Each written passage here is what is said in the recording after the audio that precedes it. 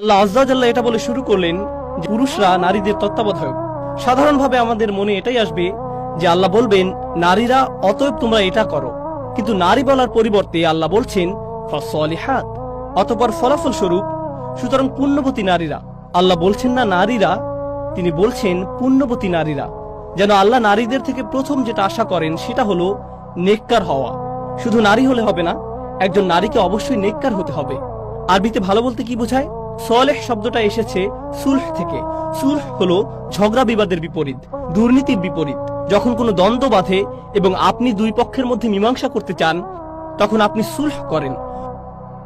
অর্থাৎ পুণ্যবতী স্ত্রীরা পরিবারের সকল দ্বন্দ্ব অবসানের উৎস, তারা শান্তি এবং সমন্বয়ের উৎস। তাদের কারণে রাগ প্রশমিত হয়ে যায়, তাদের কারণে কণ্ঠস্বর নিচু হয়ে যায়।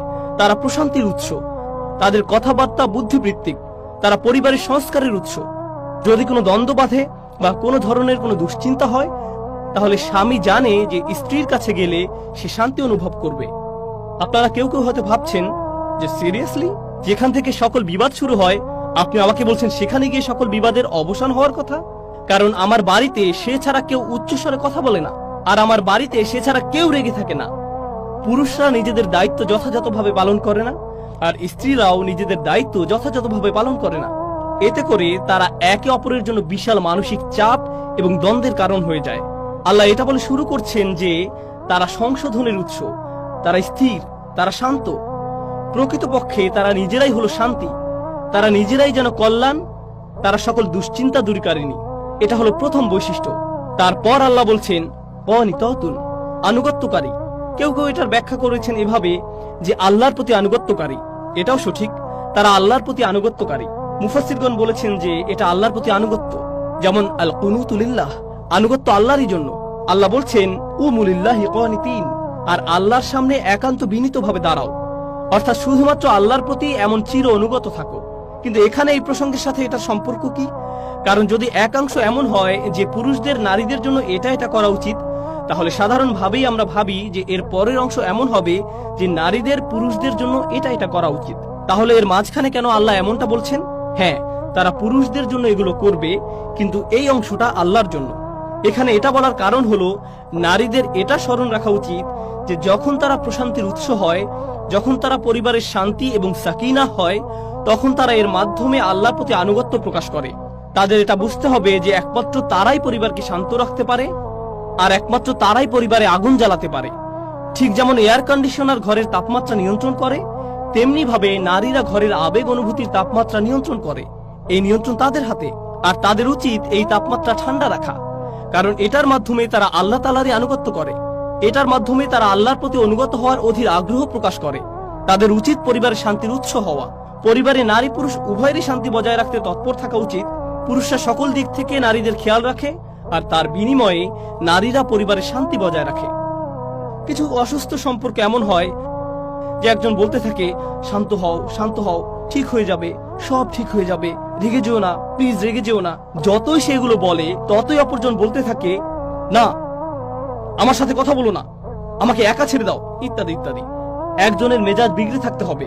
হয়তো স্বামী খুব রেগে আছেন আর স্ত্রী তাকে শান্ত করার চেষ্টা করছে, অথবা স্ত্রী রেগে আছে আর স্বামী তাকে শান্ত করার চেষ্টা করছে, আর তারা এটাকে এক ধরনের ক্ষমতা, আরেকজনকে নিয়ন্ত্রণের একটা পদ্ধতি হিসেবে দেখে।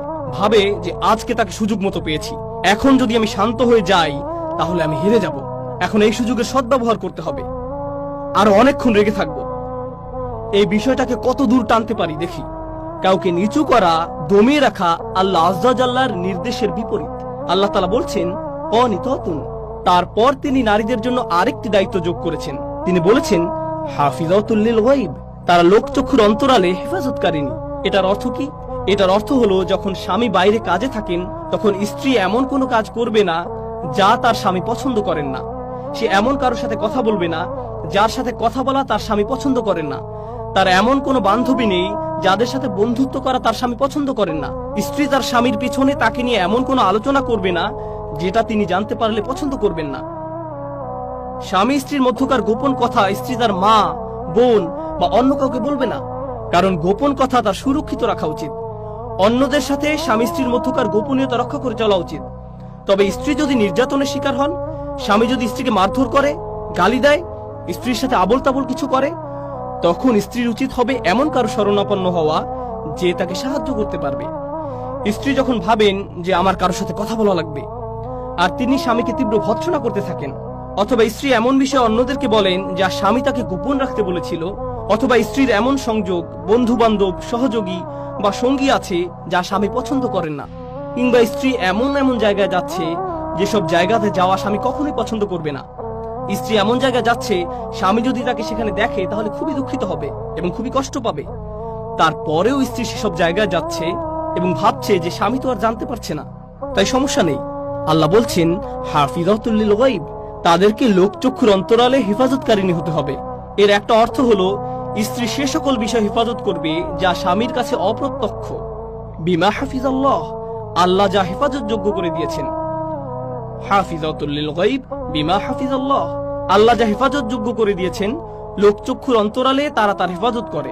স্ত্রীর উচিত নয় তার স্বামীর থেকে কোনো কিছু গুপ্ত রাখা।